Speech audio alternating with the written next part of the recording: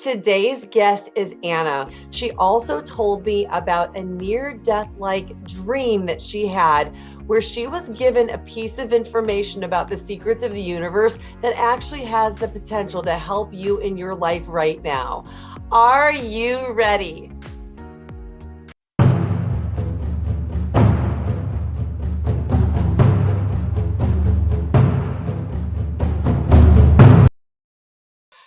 My guest today is Hunter, who reached out to me with a super cool story about synchronicity.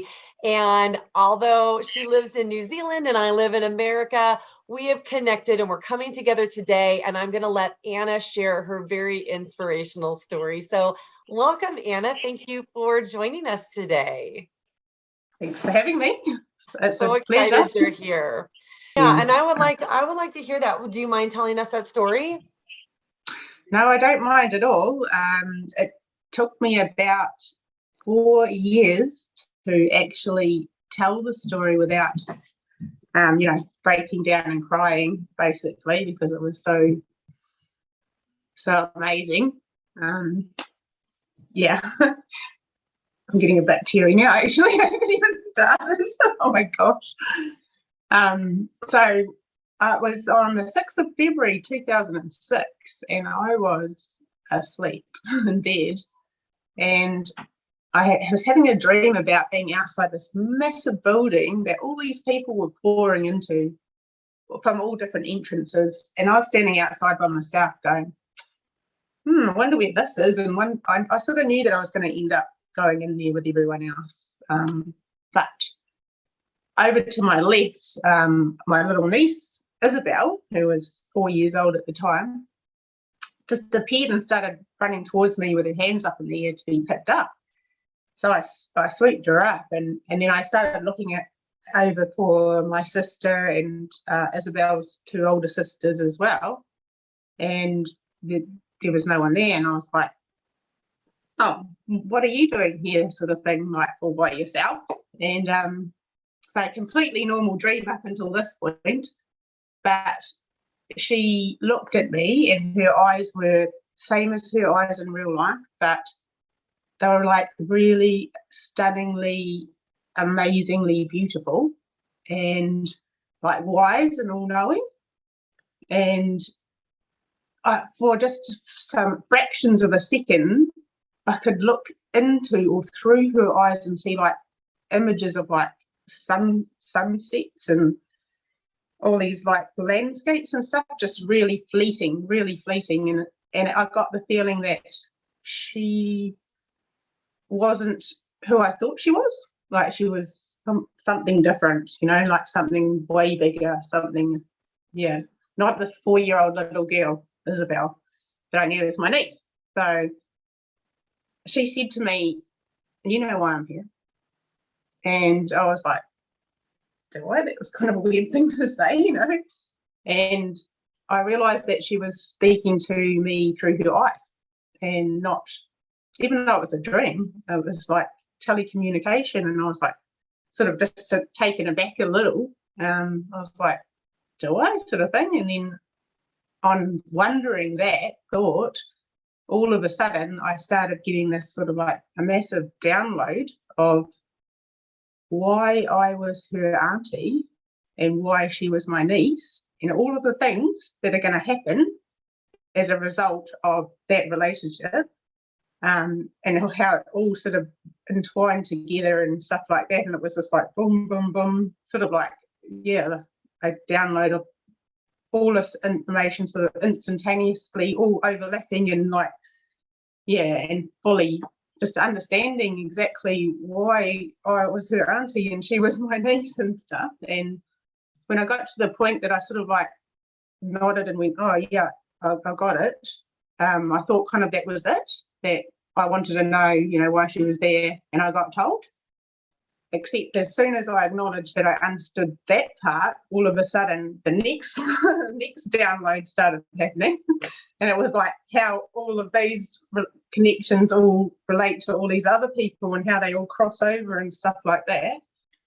And then as soon as I sort of went, oh yeah, okay, I got that. It was like the next and the next, and it was almost like dominoes, this amazing knock-on dominoes of like a whole warehouse full of dominoes going, you know, and creating all these pictures and connections and stuff.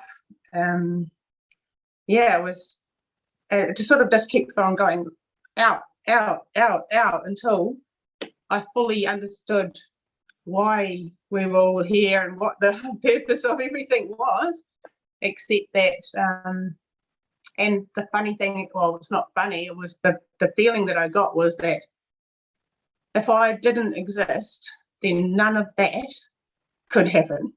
And I was that, or everyone, and including myself, was that important, because if this didn't cross with that and cross with that, but none of the big picture could ever happen. And the other feeling I got at the time, I know people with NDEs, they talk about like no time and space in that. Well, I couldn't tell. I couldn't tell the difference between the things that I'd done already and the things that I was going to do. They were all done already. Yeah, it was just like, oh, yeah, and I couldn't even really tell whether it was this life, another life, or, you know, anything like that. It was just, everything was all done. So in my day-to-day life since then, I'm like, okay, sometimes I feel like I could be doing more with my life. I could be so much more onto it than I am now, and all this sort of thing. But I have to sort of come back to that feeling that I got in that dream, that I'm going to do exactly what I was going to do, and I'm doing exactly what I was and supposed to do. So yeah, if you get what I mean there. Oh, so wow. It doesn't actually stop there. There's more. Okay, keep going. So yeah, so I was just totally like, and the weird thing is that when I got to the final big picture of what the purpose of everything was, it was something like really simple that everyone knows. Like, of course, you know, like, and even though I'd just been shown this amazing, intricate web of like lives and connections and all that sort of thing, like I was sort of like this thread that threaded through it all, and it was very important that I existed and I did exactly what I was going to do. But at the feeling right at the end was that, oh, of course, you know, something real simple, like, yeah, I need that. So I said to Isabelle, oh, thank you, like, I do know why I'm here. And I was almost like, you know, smiling and just going, oh, yeah, of course I do. And I went to sort of kiss her or hug her, and I don't know what happened then, but she was sort of like, she was absorbed into me, or she just disappeared anyway. She was no longer there. I was by myself, and I started feeling like, oh, all these things all these disappointments and bad things that people had done to me and that I'd done, and all the guilt that I'd felt and all that sort of thing was sort of like coming up, but like leaving my body at the same time. Like, I even had this thought about this thing that happened when I was 5 years old, when Melissa Butterworth like embarrassed me in front of the whole class and stuff like that. And my dad was there, and actually, like, I did love him completely. It was weird because I was like, did he get off the hook that easy, that I just love him and that's it? No like recompense or anything.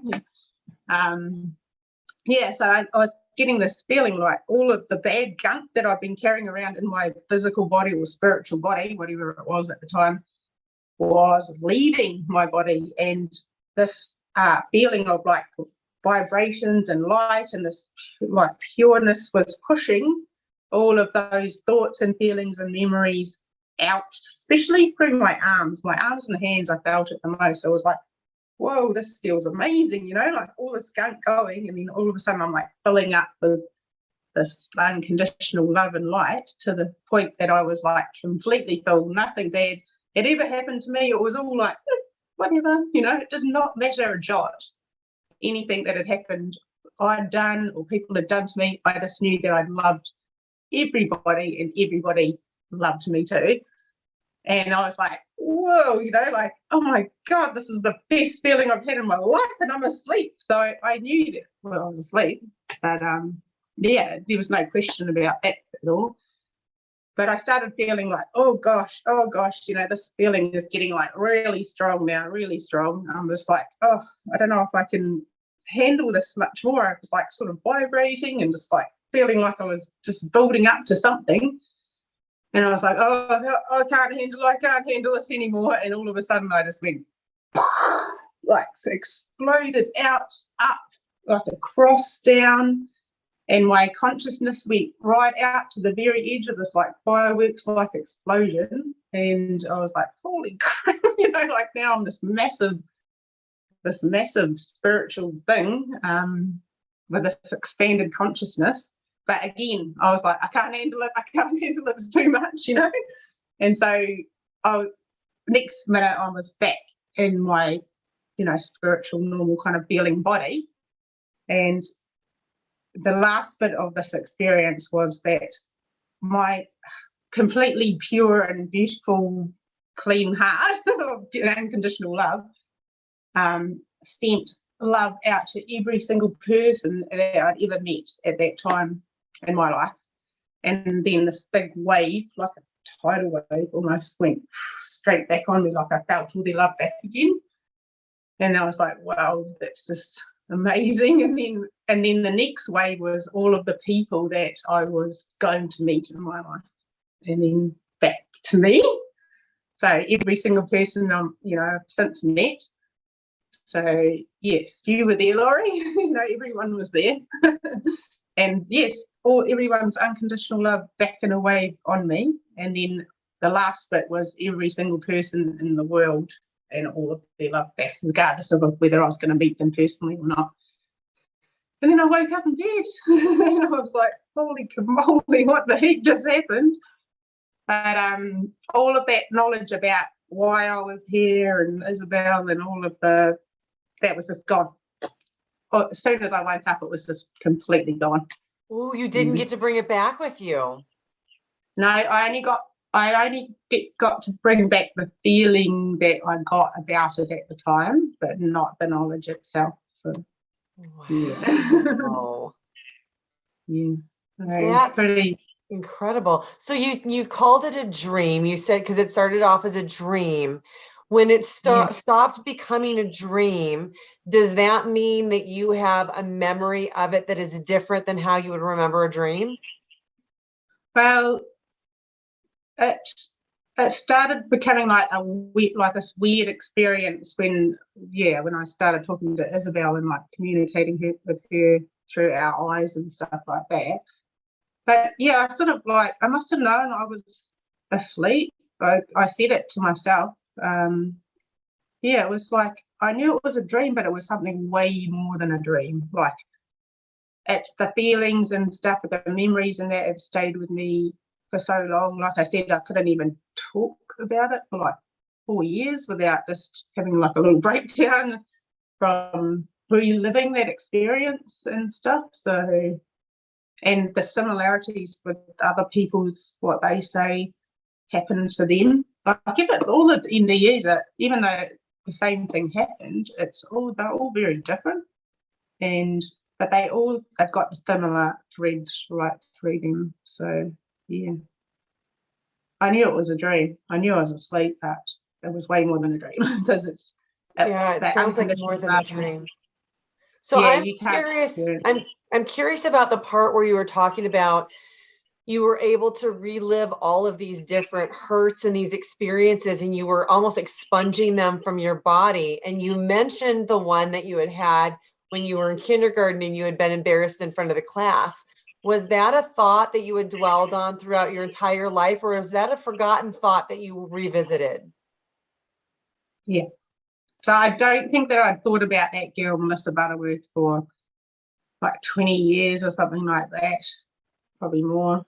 I didn't really even remember it until that happened. And that's why I thought, oh, this is different from this is different, because it was almost like that happened so that this later on could confirm that this is really happening. You are shedding, like basically getting rid of all of these things that you've carried around with you your entire life. And this is a good example of one of them, when you were just ashamed and embarrassed for the entire day because of what she'd said. That I must have been. I actually think that if we don't carry it in our physical body, that we definitely carry stuff in our spiritual body, and we carry it around with us until for whatever, however reason, it leaves. So that's incredible. So in that moment, you felt like all of that bad energy was washed out of you and you were filled with the light. So when you came back, did you look at those hurts and those situations from your human vantage point differently than you did? Or were you able to retain those feelings of that those are gone and they're not going to haunt me anymore?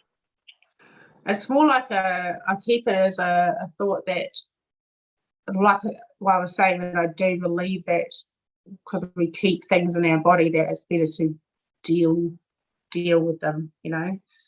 I don't know if you've ever heard of the book that The Body Keeps the Score. It's quite a famous book that I've since read, right? And it was sort of lining up with my experience, how the body will, in the end, if you go through too much stuff and can't deal, that it will just go, right, that's it, I'm having this now, I'm doing that, and just completely shut down for various reasons. And so I'm very mindful of the stuff that I take on, because I don't want to keep any of that.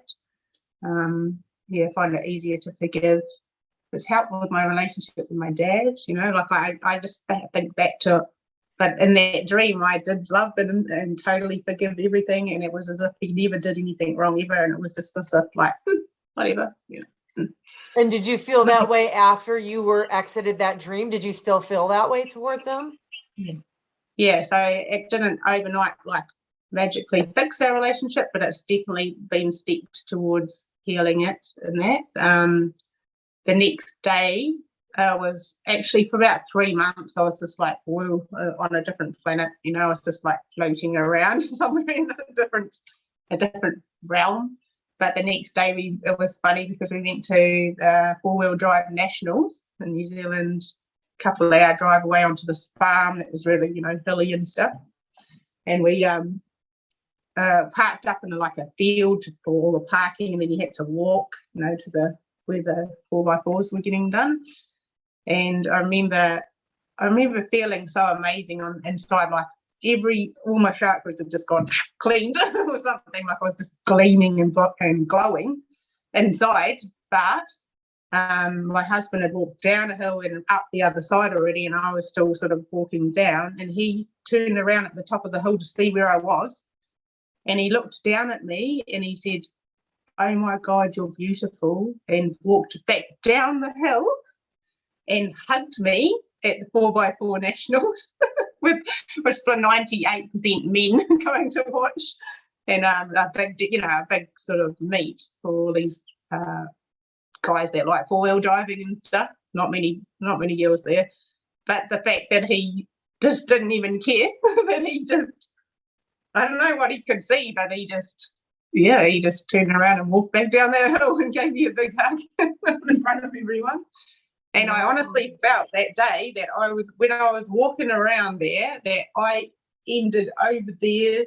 I was not here anymore. I finished way over there, and it was funny because I'd see people walking past me and go like, over there, like as if they just walked through something. It was so weird.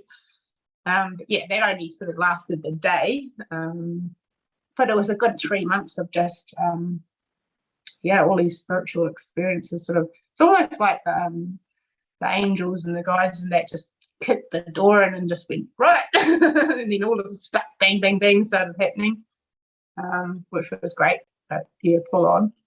Were you able to understand after that experience what your purpose for being here is? Your purpose, not everybody's, but just yours. My purpose is just to do exactly what I was going to do. That's pretty much it. Even though, like, I think that the underlying thing is that my intention should be good. Like, I want to do good in the world. I want to help people. When I was a kid, I always wanted to help people.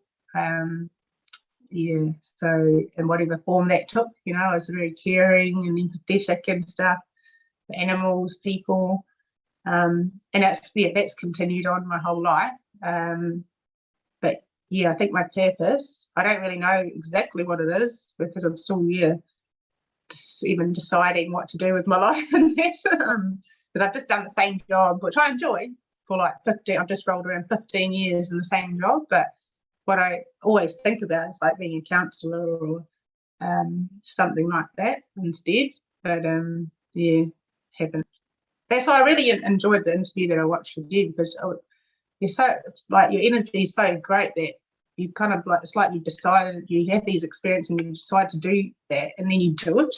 And I really admired that you've just gone out and, painted all these pictures and written this book and doing that, and like, it's like, I want to be you when I grow up. Well, that's sweet. Thank you. Well, I think that so one of the things that I'm doing right now is I have these videos that I've been releasing that are all to help people uncover their soul's purpose. And it's a journey to discover what your purpose is.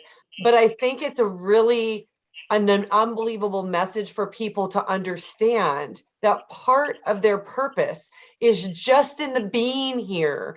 I mean, life can be very difficult for us sometimes. It feels very real, even though it's probably a simulation in a game meant to have experiences and learn these things from and with each other. But I couldn't have my interview today without having you here to intertwine. And I think it's that way. And it's as simple as even sometimes just smiling at somebody can have an effect on their day and on what happens to them and how they think and feel. So whether we're aware of it or not, we always have an impact on somebody just through our interactions in the world. And to your point, the intention of doing good, because I also believe that what we send into the world actually comes back to us. So since you had that experience, because that was a while ago, how did life change after you had that experience? The first thing that happened is that I became very interested in anything to do with any experience that was anything like mine. And I've just spent years and years listening to people trying to explain what's kind of unexplainable, and seeing what sort of words that they use to do that. But it started off really, it was reading books and stuff like that, because up until 6 months ago, so I didn't even know there were YouTube interviews and videos about the subject at all. So I was really like super happy to all of a sudden, hear and see people talking about their experiences. Yeah, it's just so great. And like as far as what's changed in my life, I just that not so much like physical changes and I've changed careers or I've done this or done that, but just knowing that I have a purpose, whatever that is, that I'm doing exactly what I'm supposed to be doing, that just got to do the best that I can and help as many people as I can. And I know that there's all this stuff going on in the back, all linking together, and everything's perfect in the end. Like that feeling that I got when I was saying to Isabelle, yes, I do know, I was happy, like what I've been shown was just mind-blowingly amazing. Sometimes when I go through bad experiences now, I'm like, did I get hoodwinked into thinking of it? Like I felt at the end of that, this is so great, but here I am going through this terrible thing, I got told that I had MS and stuff like that 3 years ago, and I was like, holy, that sort of just puts a bit of a dent in you, or like gives you a bit of a shock. They told me that I've got MS, I've got lesions in my brain and stuff, but I'm perfectly okay. Wow. Yeah. Well, what an incredible experience. I'm so grateful that you shared that, because I think that there are a lot of really hopeful aspects to it for people that are watching, to know that we are here and we make a difference just because we are a woven part of the web or the tapestry that helps aid somebody else's experience, I think is really just, I mean, that count, that's everybody watching. It's you, it's you. You are an important part, whether you feel that you are or not. And the fact that you know, another thing I think it's inspirational to know that when we can let go of these experiences that are kind of holding us back, that you actually saw your body transform into more of a light being instead of a heavy being. And that makes sense because everything and all the thoughts are all energy, and energy has a vibration, and the emotions that are grounded in sadness or shame or anger or any of the lower vibration emotions definitely hold us down. And at our core, at least from my experience, the language of the universe and the essence of what we are on the other side is just love. And it sounds like that's what you experienced also. Very much, definitely amazing. Yeah, just words can't explain how great it is until you've experienced it. You just can't know. So yeah. Words are dumb. That's what I just want to say. Words are dumb when you're trying to express these things that have happened. Well, Anna, thank you so much for coming on and sharing your stories. I'm going to keep looking for my blue marbles. Please, if any of you wind up finding marbles, put some comments down. And Anna, if people would like to reach out and ask you questions, are you open to that? Yeah, I am. Yeah. Okay, I'll get your contact information. I'm going to put it down in the show notes. So if you have questions for Anna, you can reach out to her directly. But thank you so much for being on my show and sharing your story. I really appreciate you. I appreciate coming on to your show and being able to share it. It's amazing. Thank you.